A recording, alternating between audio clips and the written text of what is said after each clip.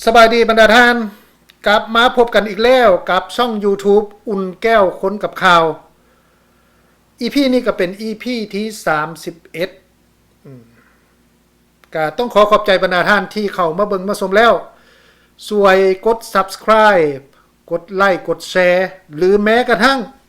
ประกอบคำคิดคำเห็นเข้ามาว่าอยากติชมรายการแนวใดมีข้อคิดเห็นอย่างใดก็สามารถเขียนคอมเมนต์เข้ามาเนาะบัดนี้ประเด็นที่เขาจะเว้ากันเมื่อนี้ก็เกี่ยวข้องกับการเฉลิมฉลองวันที่2ธันวาวันสร้างตั้งสปป.ลาวครบรอบ50 ปีคำถามหลักๆก็คือว่าไผรวย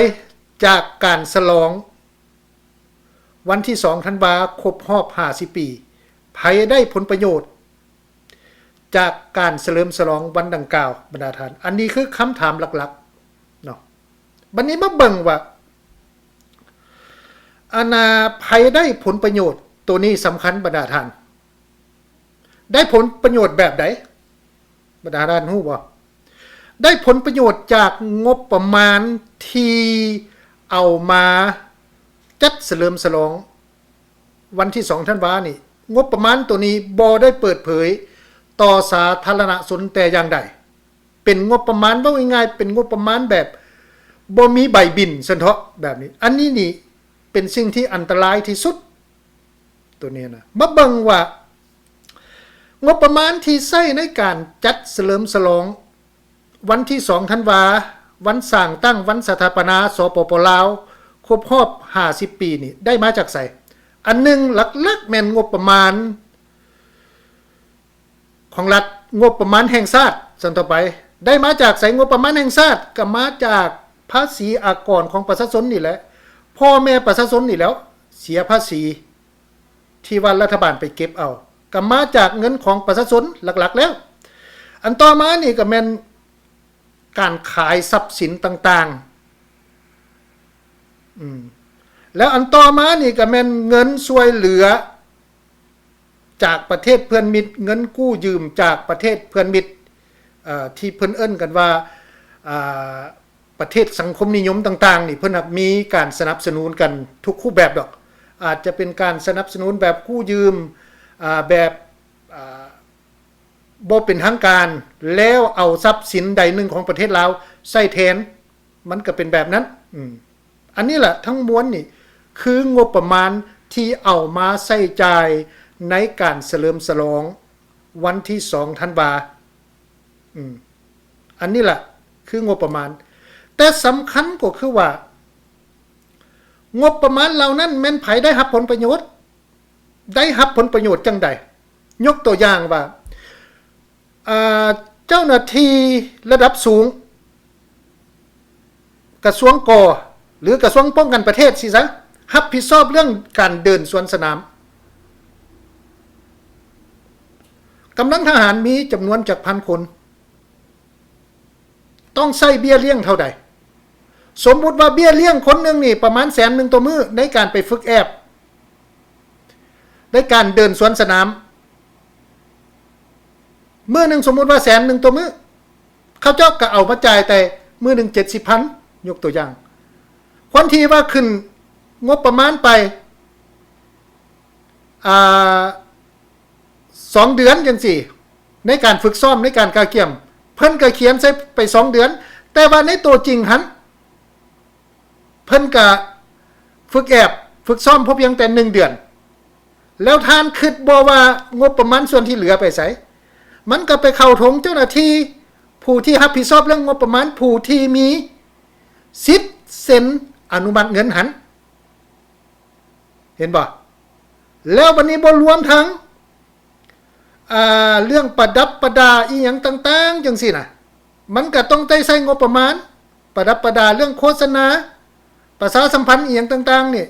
ขึ้นงบประมาณสมมุติว่า1 ตื้อจังซี่เอาไปใช้ก็พอเพียงแต่บ่เกิน500 ล้านส่วนที่เหลือเข้าถงไผบัดนี้ก็เข้าถงเจ้าหน้าที่ผู้ที่เซ็นอนุมัติเห็นบ่กระทรวงพดุงกรมต่างๆจังซี่ที่ว่าไปเดินสวนสนามจังซี่ก็ได้ฝึกแอบก็แม่นเจ้าของกระทรวงหันเป็นผู้ รับผิดชอบงบประมาณก็สุควรที่สิเอามาให้พนักงานที่ว่าไปซ่อมเดินสวนสนามมันได้เต็มที่เจ้าของกระทรวงหันก็แม่นต้องได้หักออกไปใส่ล่ะเห็นบ่ล่ะมันก็แบบนี้ล่ะบรรดาท่านรวมทั้งอุปกรณ์น้ำมันรวมทั้งเครื่องแบบสุดต่างๆรวมทั้งยศยานพาหะต่างๆโอ้หลายบรรดาท่านลองคิดบ้างแม่ว่ามันต้องใช้งบประมาณมหาศาลขนาดใดพอเพียงแต่เอาบัญญางเดินสวนสนามกันซื่อๆในมือเดียวเท่านั้นต้องใช้งบประมาณหลายขนาดใดแล้วงบประมาณนี้บ่มีใบบินงบประมาณนี้เขียนไปแล้วอนุมัติไปแล้วก็แล้วมันเป็นงบประมาณหลับเห็นป่ะอันนี้แหละจึงค่อยบอกว่าไผได้ผลประโยชน์แนวใดไผรวยจากการเฉลิมฉลองวันสถาปนาวันที่2ธันวาเห็นบ่เงินเอามาแต่ไสเงินก็เอามาจากงบประมาณรวมออกมาแต่ไสก็เอามาจากเงินภาษีอากรของพ่อแม่ประชาชนลาวทั่วประเทศด้วยรูปแบบใดก็แล้วแต่อันนั้นล่ะจึงบอกว่าแม่นไผได้ผลประโยชน์จากการเฉลิมฉลองวันที่2ธันวาเข้าใจแจ้งบ่บัดนี้บรรดาท่านบัดนี้คำถามต่อมาก็คือว่าอ้าวในขณะที่ประเทศลาวนี่กำลังยุ่งยากซับซ้อนเว้าเรื่องเศรษฐกิจเอาเรื่องเส้นทางก่อนก็ได้เส้นทางปัจจุบันนี้ท่าน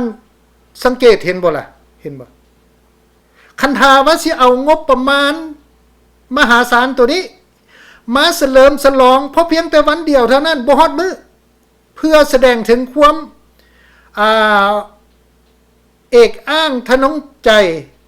ของพนักงานการนำซื้อเท่านั้นเรื่องของเรื่องในการเฉลิมฉลองแต่ว่าเป็นหยังค่อยบ่เอางบประมาณจำนวนนี้ไปซ่อมแปลงเส้นทางให้ประชาชนได้ใช้เส้นทางอย่างสะดวกสบายเป็นหยังค่อยบ่เฮ็ดตัวนี้เห็นบ่ล่ะอันใดมันมีประโยชน์ก่อนกันระหว่างเอางบประมาณมหาศาลนี้เอามาฉลองวันที่2ธันวาคมซื่อ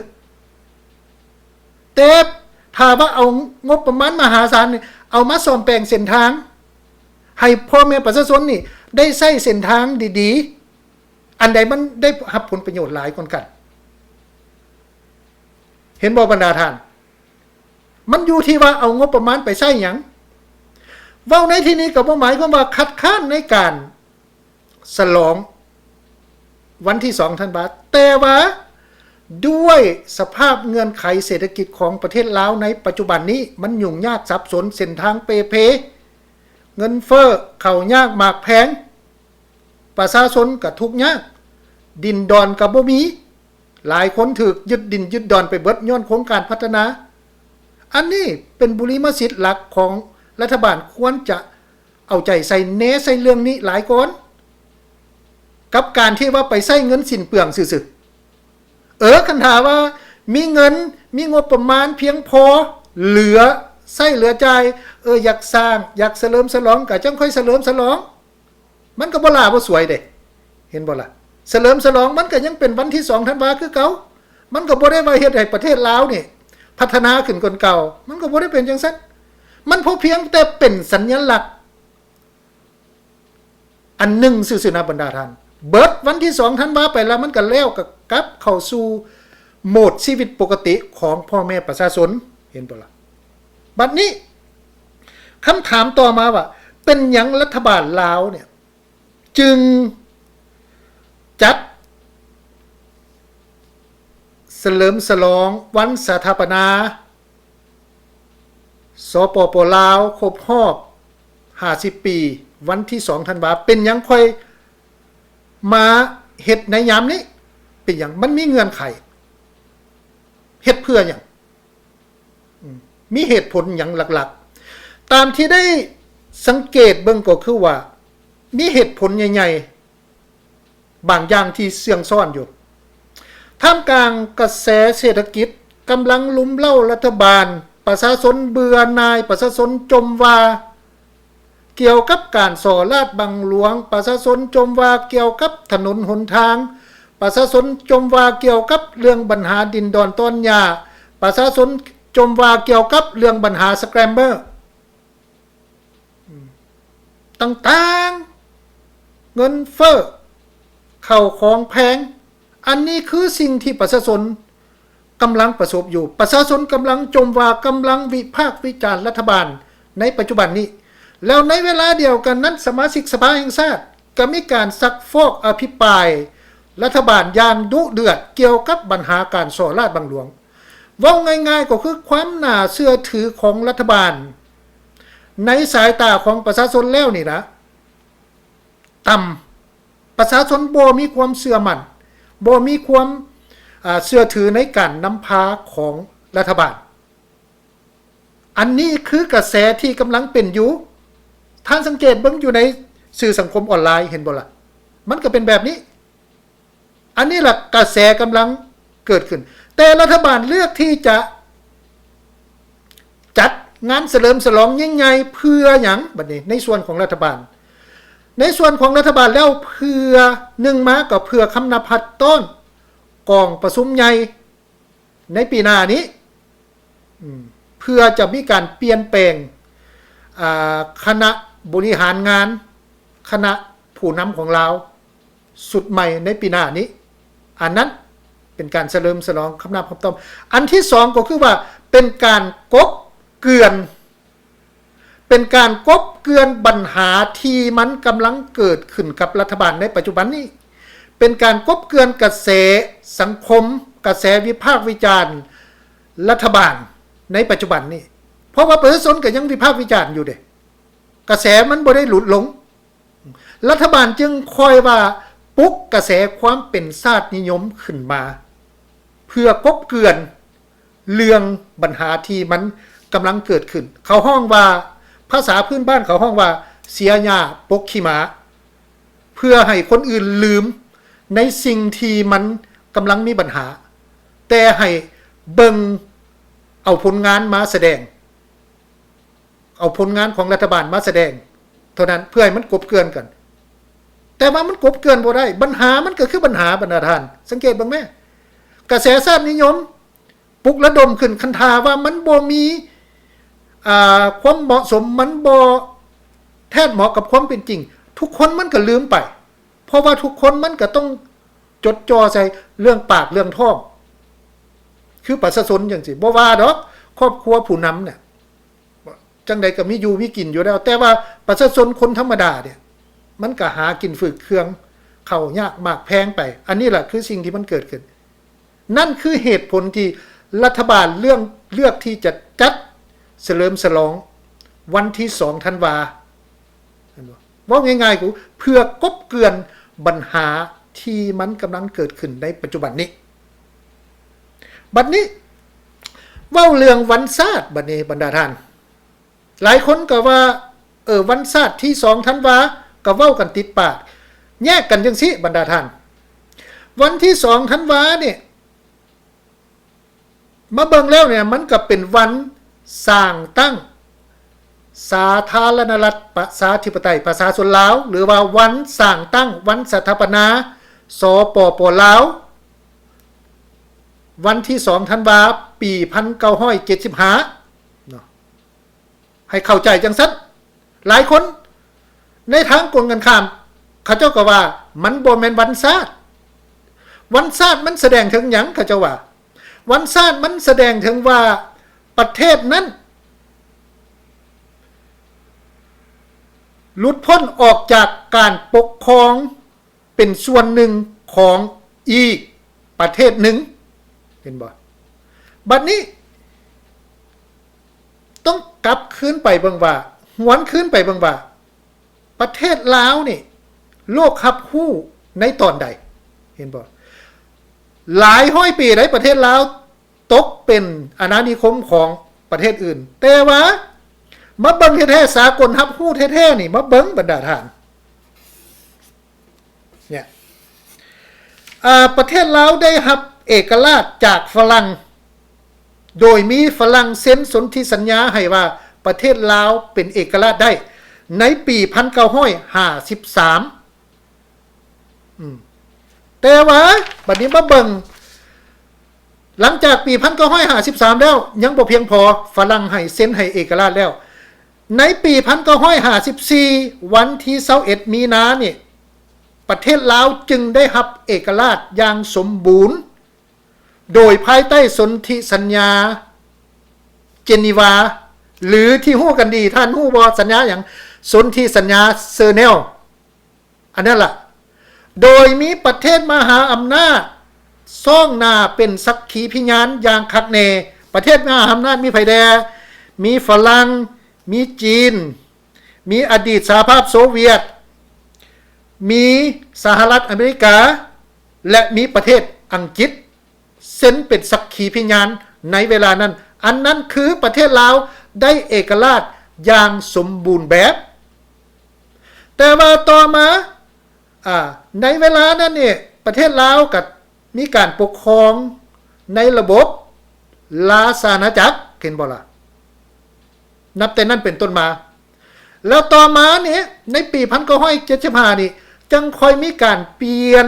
ระบบการปกครองจากลาสาณาจักรมาเป็นระบอบพรรคเดียวหรือในคำเว้าของพรรคเพิ่นเว้าว่าระบอบประชาธิปไตยประชาชนเพิ่นว่าน่ะพรรคประชาชนปฏิวัติลาวเพิ่นว่ากันอย่างนั้นว่าเป็นระบอบประชาธิปไตยประชาชนแต่ในสายตาของสากลเขาก็เว้าว่าเป็นระบอบคอมมิวนิสต์มันก็เป็นแบบนั้นแล้วรัฐบาลของสปป.ลาวนี้เพิ่นจังค่อยถือเอาวันที่2ธันวาปี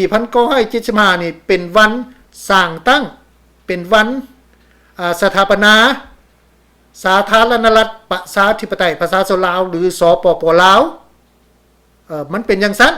เพราะฉะนั้นแยกให้มันถูกเนาะอย่าซับสนกันระหว่างวันชาติกับวันสถาปนาสปป.ลาววันที่2ธันวาหลายคนก็สิไปเข้าใจร่วมกันแต่ผู้ที่เข้าใจเหตุการณ์แต่ละขั้นตอนนี้ให้แยกกันเนาะอันนี้ซื่อๆเพราะฉะนั้นล่ะสรุปง่ายๆก็คือว่าการฉลองวันสถาปนาสปป.ลาวครบรอบ50 ปีวันที่2ธันวานี้แม่นไผได้รับผลประโยชน์ก็คือดังที่เว้าไปแล้วว่าผู้ใหญ่ผู้ที่เซ็นอนุมัติงบประมาณได้รับผลประโยชน์แล้วเป็นหยังค่อยเลือกที่จะมาเฉลิมฉลองในเวลานี้ก็ย้อนว่ารัฐบาลต้องการที่จะกบเกลื่อนปัญหาต่างๆที่เกิดขึ้นกับประชาชนในขณะที่ประชาชนก็กำลังขาดความเชื่อมั่นต่อรัฐบาลอันนั้นล่ะคือประเด็นที่เฮานำเสนอมื้อนี้ก็ต้องขอบใจนํทุกท่านที่เข้ามาเบิ่งมาชมแล้วก็ช่วยกด Subscribe กดไลค์กดแชร์ให้ได้เนาะสำหรับ EP นี้ก็ต้องลาท่านไปก่อนพบกันใหม่ EP หน้าสบายดี